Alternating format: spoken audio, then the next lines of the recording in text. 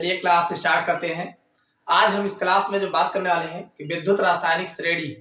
आप जान रहे हैं कि हमारा विद्युत रसायन जो है लेसन है, जिसमें हम आज जो है विद्युत रासायनिक श्रेणी क्या होती है और इनकी तालिका के बारे में हम डिटेल से समझेंगे, तथा जो है विद्युत रासायनिक श्रेणी के लक्षण कौन कौन से हैं इनको भी देखेंगे, और विद्युत रासायनिक श्रेणी के अनुप्रयोग कहाँ पे है इन सब के बारे में चर्चा करने वाले हैं।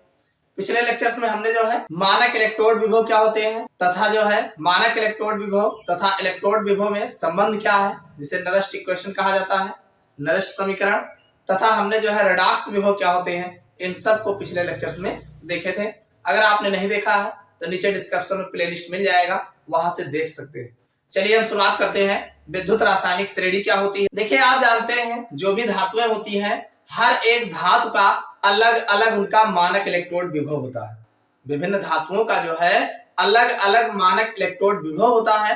अब इन मानक इलेक्ट्रोड विभव के क्रम में, यानी विभिन्न धातुओं को अगर हम मानक इलेक्ट्रोड विभव के क्रम में रखते हैं तो एक श्रेणी तैयार होती है। इतनी बात समझ में आई? तो आप कह सकते हैं विभिन्न धातुओं को उनके मानक इलेक्ट्रोड विभव के क्रम में रखने पर जो श्रेणी प्राप्त होती है उसे विद्युत रासायनिक श्रेणी कहते हैं। बात समझ में आएगी नहीं? यानी जो विभिन्न धातुएं होती हैं उनको जो है उनके मानक इलेक्ट्रोड विभव के क्रम में रखने पर जो श्रेणी बनती है उसे हम विद्युत रासायनिक श्रेणी कहते हैं। अब 25 डिग्री सेल्सियस ताप पर विभिन्न धातुओं के मानक इलेक्ट्रोड विभव निम्न है। अगर हम 25 डिग्री सेल्सियस ताप पर जो है अलग अलग धातुओं के मानक इलेक्ट्रोड विभव की बात करें तो वे कुछ इस प्रकार से है। देखिए, विद्युत रासायनिक श्रेणी में ये 25 डिग्री सेल्सियस ताप पर विभिन्न धातुओं के जो मानक इलेक्ट्रोड विभव है कुछ इस प्रकार से होते हैं। इधर हमने मानक इलेक्ट्रोड विभव लिखा है, जिसे E0 से प्रदर्शित करते हैं, आपको पता है। और ये इलेक्ट्रोड क्रिया है, यानी इलेक्ट्रोड पर जो क्रिया हो रही है, इधर आक्सीकारक है और इधर अपचायक है। तो इधर जो लिखा है आक्सीकारक में आप देख रहे हैं भाई, जिसका अपचयन हो रहा होता है उसे आक्सीकारक कहते हैं। आपको पता है कि जिसका अपचयन हो रहा होता है उसे आक्सीकारक कहते हैं। अपचयन में होता क्या है, इलेक्ट्रॉन जुड़ते हैं, इलेक्ट्रॉन जुड़ते हैं तो अपचयन की प्रक्रिया होती है। तो यहाँ पे Li के ऊपर प्लस चार्ज है और एक प्लस चार्ज है तो एक इलेक्ट्रॉन जुड़ रहा है, तो ये आक्सीकारक हुआ। और इधर जो है Li में चेंज हो रहा है, ये अपचायक है। तो इसका जो मानक इलेक्ट्रोड विभव होता है -3.04 होता है। इसी तरीके से पोटेशियम है, पोटेशियम पर एक प्लस चार्ज है, एक इलेक्ट्रॉन जुड़ेगा तो -2.93 है। इसी तरीके से Ba 2 प्लस चार्ज, 2 इलेक्ट्रॉन जुड़ रहा है तो ये Ba में चेंज हो रहा है, 2.90 है, ये माइनस में है। तो इसी तरीके से स्ट्रांसियम है, कैल्शियम है, Na है, Mg है, Al है, एल्यूमिनियम पर 3 प्लस चार्ज है तो 3 इलेक्ट्रॉन ऐड हो रहा है तो Al में चेंज हो रहा है। इसका जो मानक इलेक्ट्रोड विभव है -1.66 है। इसी तरीके से आप जैसे जैसे नीचे की ओर जाते हैं वैसे वैसे इनके मानक इलेक्ट्रोड विभव का मान जो है बढ़ता जाता है। आप जानते हैं माइनस में अगर लिखा होगा तो माइनस में जितने ज्यादा लिखा होगा उतना ही कम होता है, और धीरे धीरे जैसे जैसे माइनस में घटता जाता है वैसे वैसे बढ़ता जाता है। तो यहाँ पे आप देख रहे हैं -3.04 है, फिर -2.92 है, -2.90 है। जैसे जैसे आप तालिका में नीचे की ओर जाते हैं वैसे वैसे मानक इलेक्ट्रोड विभव का मान धीरे धीरे बढ़ता जाता है। इसी तरीके से अगर हम देखेंगे तो इसमें बीचों बीच में आपको मिल जाएगा हाइड्रोजन। देखिए, ये हाइड्रोजन है, इस पर जो है प्लस चार्ज है भाई, 2 हाइड्रोजन एटम्स लिया गया है आयन, तो इस पर 2 इलेक्ट्रॉन ऐड हुआ है, H2 में चेंज हुआ है। इसका जो मानक इलेक्ट्रोड माना जाता है, मानक इलेक्ट्रोड विभव माना जाता है, वो 0 माना जाता है, 0 माना जाता है। अब इसके ऊपर जैसे जैसे हम तालिका पर धीरे धीरे ऊपर की ओर जाते हैं वैसे वही मानक इलेक्ट्रोड विभव का मान धीरे धीरे बढ़ता जाता है। आप देख रहे हैं कि ये लेड है, लेड का -0.12 है, फिर Sn है, टिन है, इसका -0.13 है, फिर निकिल है -0.25 है, फिर कोबाल्ट है -0.27 है, फिर कैडमियम है -0.40 है। इसी तरीके से और ऊपर जाओगे तो Fe है -0.44 है, फिर और आगे ऊपर जाओगे क्रोमियम है -0.74 है, फिर Zn है -0.76 है, यमन है -1.18 है, एल है एल्यूमिनियम -1.66 है। आप देख रहे हैं जैसे जैसे हाइड्रोजन के ऊपर जाते हैं वैसे वैसे इनके मानक इलेक्ट्रोड विभव का मान घटता जाता है। इतनी बात समझ में आ गई। अब हाइड्रोजन के नीचे की बात कर लेते हैं। हाइड्रोजन के नीचे जैसे जैसे हम जाएंगे वैसे वैसे मानक इलेक्ट्रोड विभव का मान बढ़ता जाता है। देख लीजिए यहाँ Cu है, Cu का मानक इलेक्ट्रोड विभव का मान +0.34 है और Hg है +0.79 है, Ag है 0.80 है और Pt है सब प्लस में होगा 1.20 है और फिर अरियम है +1.50 है। तो आप देख रहे हैं विद्युत रासायनिक श्रेणी में विभिन्न धातुओं को उनके मानक इलेक्ट्रोड विभव के क्रम में रखा गया है। अब विभव का क्रम क्या है? सबसे ऊपर वाला जो है उन मानक इलेक्ट्रोड विभव का मान कम होता है और जैसे जैसे तालिका में नीचे की ओर जाते हैं वैसे वैसे मानक इलेक्ट्रोड विभव का मान बढ़ता जाता है। तालिका को आप अच्छे से देख लीजिए। देखिए पूरी तालिका अगर आप नहीं रट सकते हैं तो कोई बात नहीं, आप तालिका में कुछ गिने गिनाए आप रट लीजिए। जैसे आप देख रहे हैं हाइड्रोजन के बारे में, तो हाइड्रोजन का 0 होता है, इतना कंफर्म हो गया। इसके बाद हाइड्रोजन के बाद जैसे आप कापर आप देख रहे हैं भाई, हाइड्रोजन के नीचे 1 2 3 देख लीजिए। जैसे कापर हो गया, कापर का +0.34 हो जाएगा। इसी तरीके से आप Hg मरकरी का है लीजिए, उसके बाद फिर 0.80 कर लीजिए, अरे 79 और ये 80 हो जाएगा। तो ये इस तरीके से Ag हो जाएगा और फिर Am का कर लीजिए 1.50। तो यानी कुल मिला के हाइड्रोजन के नीचे आप चाहोगे तो थोड़ा थोड़ा कई बार पढ़ोगे तो आपको इसको जो है याद हो जाएगा। अब हाइड्रोजन के ऊपर जो मेन है उसको आप देख लीजिए। जैसे इसके ऊपर थोड़ा से बढ़ते हो तो 12 13 25 27 ऐसे दिख रहा है। तो 12 किसका है? लेड का है। 13 कितना है? Sn का है। 25 कितना है? 0.25 Ni का है। यानी सब पॉइंट में ही दिया गया है, 0 पॉइंट माइनस में रहेगा 0 पॉइंट। इसी तरीके से और आगे है Fe है। Fe को आप याद कर लीजिए, 0.-0.44 करके है। फिर क्रोमियम है, फिर जिंक का है। इसी तरीके से फिर आ जाइए Na का -2.71, Li सबसे ऊपर है -3.04। इसी तरीके से कैल्शियम का, जैसे जो आपको इसमें याद करने योग्य लगे आप कम से कम 8-10 जो है रख ली। अरे हाइड्रोजन एक हो जाएगा, इसके ऊपर 3 4 5 कर लीजिएगा, इसके नीचे 2 3 कर लीजिएगा, यानी 8-10 आप जो है अच्छे से तैयार कर लीजिएगा। क्योंकि जब विद्युत रासायनिक श्रेणी बहुत पूछा जाता है तो वहां पर आपको तालिका बनाने की आवश्यकता पड़ेगी। कंप्लीट तालिका ना बना पाओ तो कम से कम गिने गिनाए, अगर इसमें मान लीजिए 20 है तो 20 में कम से कम 8 10 15 10 12 तो बना ही लो। तो इस तरीके से आप बार बार पढ़ते हैं तो इसको याद हो जाएगा। तो ये तो थी विद्युत रासायनिक श्रेणी क्या होती है। अब हम बात करेंगे विद्युत रासायनिक श्रेणी के लक्षण। देखो अगर हम विद्युत रासायनिक श्रेणी के लक्षण की बात करें, ये बहुत पूछे गए हैं एग्जाम में। जब भी श्रेणी पूछी जाती है तो इसके लक्षण भी पूछे जाते हैं, इसको आप जाने रहेगा। तो सबसे भाई कई लक्षण है। सबसे पहला जो लक्षण है इसका, आपको विद्युत रासायनिक श्रेणी में हाइड्रोजन की बात की है तो हाइड्रोजन से जितने ऊपर वाले एलिमेंट्स होते हैं सब जो है अम्लों से अपक्रिया करते हैं और हाइड्रोजन गैस मुक्त करते हैं, जबकि नीचे वाले जितने एलिमेंट्स होते हैं ये H2 गैस मुक्त नहीं करते हैं। तो पहला लक्षण हो जाएगा कि हाइड्रोजन से ऊपर वाले सभी तत्व अम्लों से अपक्रिया कर H2 गैस मुक्त करते हैं, H2 गैस मुक्त करते हैं, जबकि नीचे वाले तत्व अम्लों से अपक्रिया कर H2 गैस मुक्त नहीं करते हैं। इतनी बात समझ में आई। यानी ऊपर वाले जितने भी एलिमेंट्स हैं सब जो है अम्लों से क्रिया करते हैं, हाइड्रोजन गैस मुक्त करते हैं, जबकि नीचे वाले जो एलिमेंट्स होते हैं वो अपक्रिया तो करते हैं लेकिन हाइड्रोजन गैस मुक्त नहीं। दूसरा जो इसका लक्षण है, श्रेणी में ऊपर से नीचे की ओर जाने पर तत्वों की अपचयन क्षमता घटती है। इतनी बात समझ में आई। यानी अगर ऊपर से नीचे की ओर अगर हम श्रेणी में जाते हैं तो तत्वों की जो अपचयन क्षमता होती है वो घटती, जबकि नीचे से ऊपर जाने पर अपचयन क्षमता बढ़ती है। भाई अपचयन क्षमता एक घट रही है तो दूसरे की अपचयन क्षमता बढ़ रही है।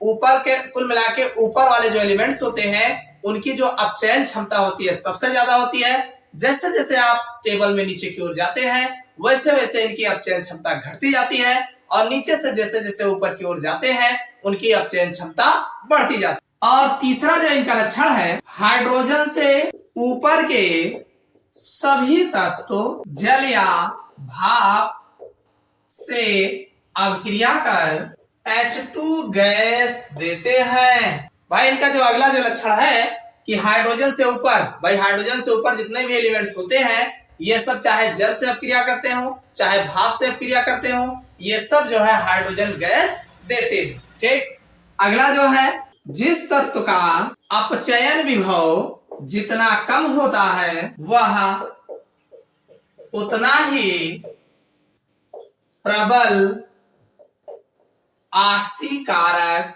होता है। भाई आप जानते हैं कि विद्युत रासायनिक श्रेणी में ऊपर वाला एलिमेंट जो होता है उसका अपचयन विभव क्या होता है, बहुत कम होता है। और जिसका जितने अपचयन विभव कम होता है वह उतना ही प्रबल आक्सीकारक होता है। तो ऊपर वाला एलिमेंट जो होता है उसका अपचयन विभव सबसे कम होता है तो वह उतना ही प्रबल आक्सीकारक होता है। ठीक, अगला जो लक्षण है, भाई इसी का उल्टा कर लो। जिस तत्व का अपचयन विभव जितना कम होता है, जितना कम होता है वह उतना ही प्रबल, हमने यहां आक्सीकारक कहा है, आपकी कह देंगे अपचायक, प्रबल अपचायक होता है। बात समझ में आएगी नहीं? भाई जिस तत्व का अपचयन विभव जितना कम होगा उतना प्रबल आक्सीकारक होगा।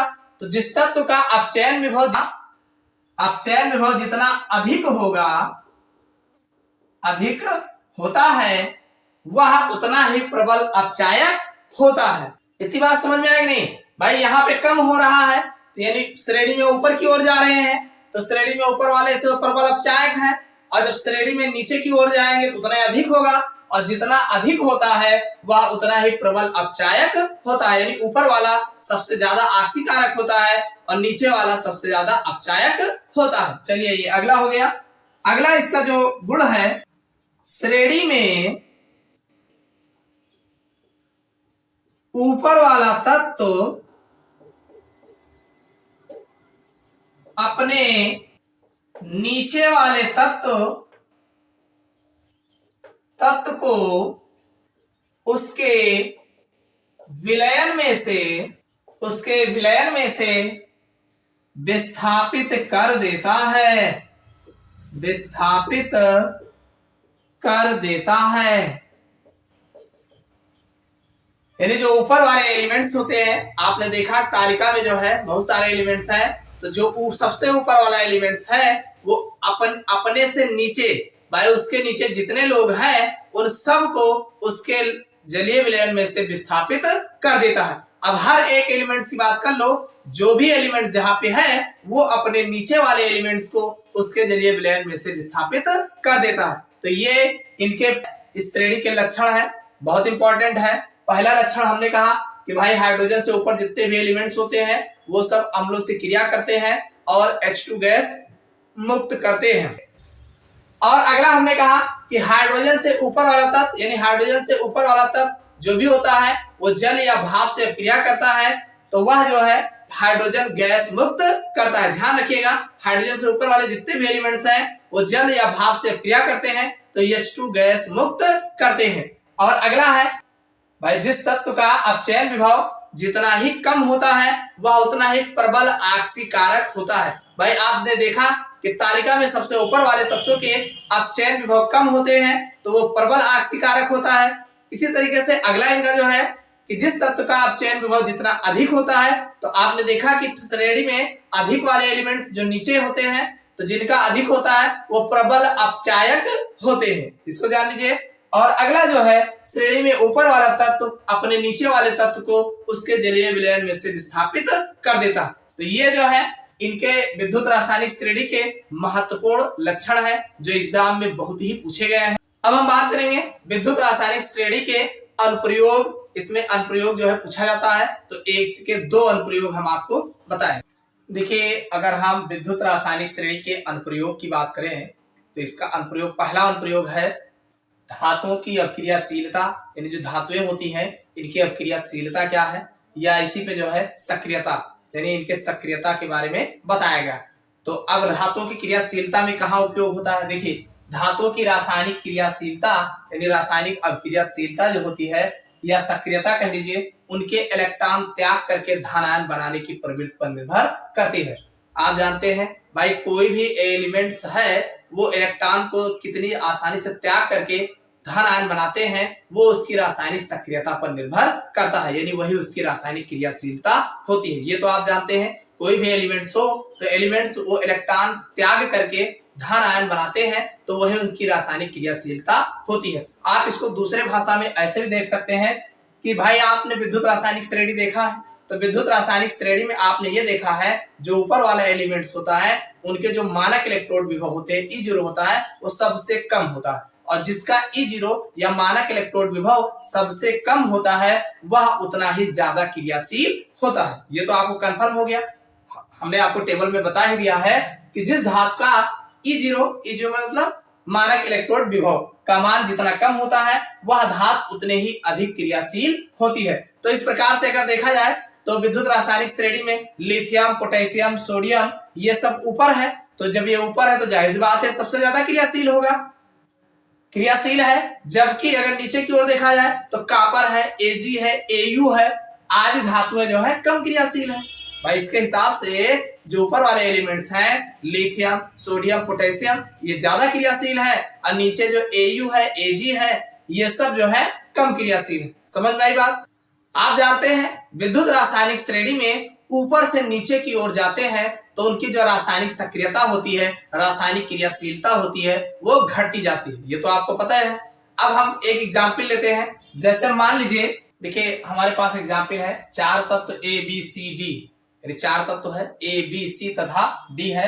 इनके जो E0 है मानक इलेक्ट्रोड विभव का मान है वो क्रमशः है प्लस 0.40 और फिर है माइनस 0.54 और फिर प्लस 0.14 तथा माइनस 1.36 है। तो इनकी घटती हुई सक्रियता बताओ। इसमें यह बताना है कि सबसे ज्यादा सक्रिय कौन है और सबसे कम सक्रिय कौन है, इनके घटते हुए क्रम में जो है व्यवस्थित करना है। तो ध्यान समझिए भाई, आप जानते हैं जिनका मानक इलेक्ट्रोड विभव का मान जितने कम होता है वो ज्यादा जो है सक्रिय होता है, वो ज्यादा ही सक्रिय होता है। तो यहाँ पर आप देख रहे हैं भाई मानक इलेक्ट्रोड विभव का मान सबसे कम किसका होगा? जो माइनस में सबसे ज्यादा लिखा होगा वही उसका सबसे कम होगा। तो माइनस में आप देख रहे हैं माइनस 1.36 यहाँ लिखा है और माइनस 0.54 लिखा है। तो आप माइनस 0.54 में और माइनस 1.36 में अगर तुलना कराते हैं तो आप देखेंगे कि माइनस 1.36 जो है ये जो है सबसे कम मानक इलेक्ट्रोड विभव इसी का है। तो ये किसका है? ये डी का है। तो हम जानते हैं डी हमारा सबसे ज्यादा क्रियाशील होता है। अब इसके बाद फिर माइनस में ही इसका जो माइनस 0.54 है ये किसका है? ये आपका बी का है, तो ये बी का हो जाएगा। उसके बाद फिर इससे कम किसका होगा? भाई माइनस के बजाय प्लस में दोनों लिखा है तो प्लस में आप पहचान ही लेंगे, दिया है प्लस 0.14 और प्लस 0.4, तो उससे कम तो यही है।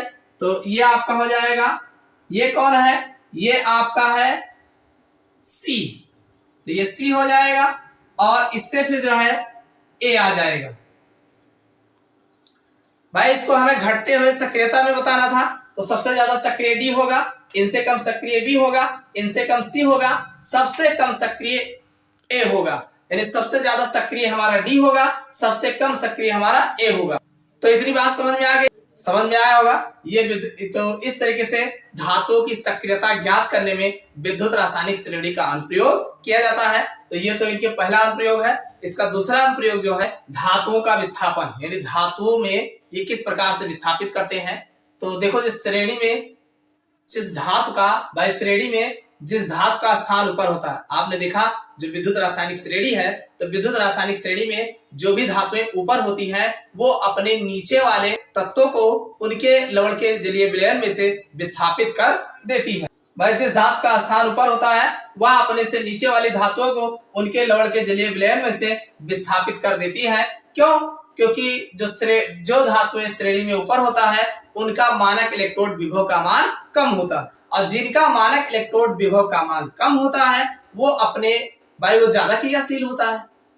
भाई श्रेणी में सबसे ऊपर कौन है? सबसे ऊपर वही है जिनके मानक इलेक्ट्रोड विभव का मान कम होते हैं। तो जिनके मानक इलेक्ट्रोड विभव का मान कम होता है वो सबसे ज्यादा क्रियाशील होते हैं, और जो सबसे ज्यादा क्रियाशील होते हैं तो जाहिर सी बात है ऊपर वाला अपने नीचे वाले के जितने भी एलिमेंट्स होते हैं सबको उनके लवण के विलयन में से विस्थापित कर देते हैं। हर एक एलिमेंट्स भाई जो भी है, अब ये नहीं कि ऊपर वाला है तो उसके नीचे वाला अपने ऊपर वाले को कोई नहीं कर पाएगा।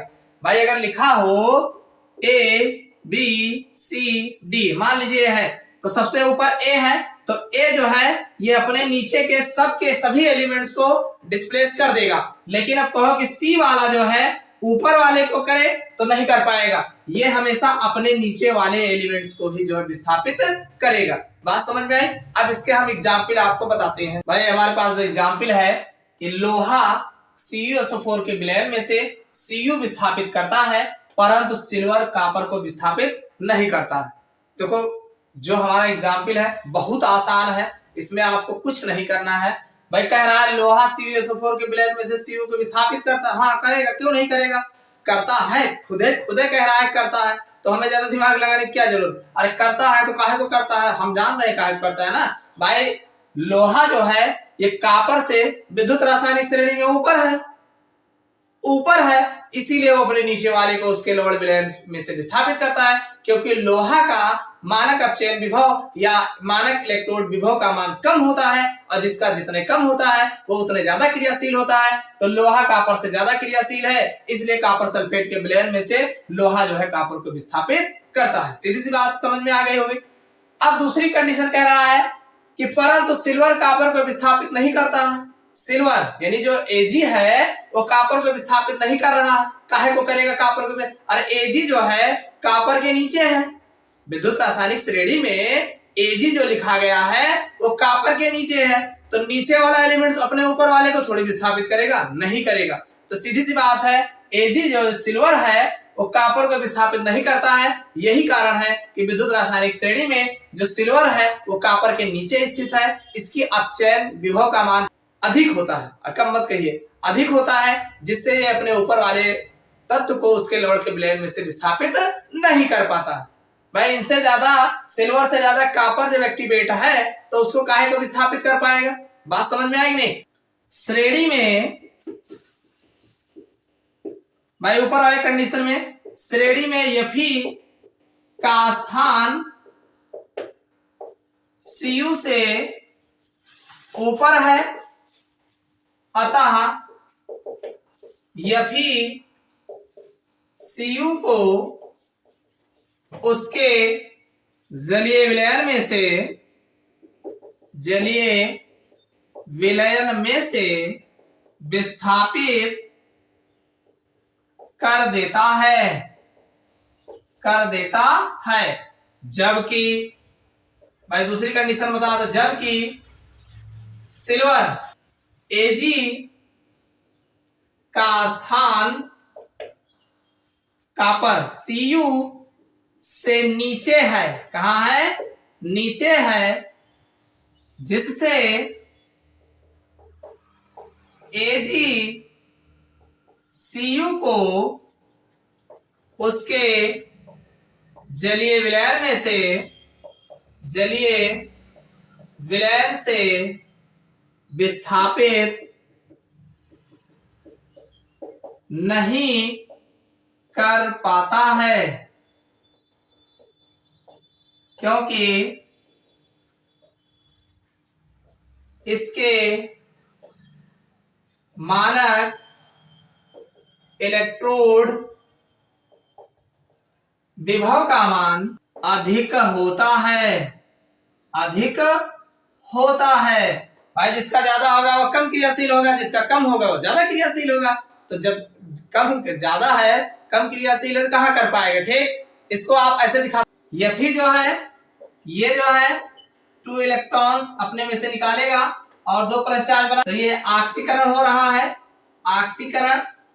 अब ये जो Cu है ये 2 प्लस चार्ज वाला 2 इलेक्ट्रॉन लेगा और Cu में चेंज हो, तो ये हो रहा है अपचयन। ठीक, और इन दोनों को अगर हम जोड़ देंगे तो ये Fe जो है प्लस Cu 2 प्लस चार्ज है, तो ये बन जाएगा Fe 2 plus charge plus Cu। तो बात समझ में आ गई होगी।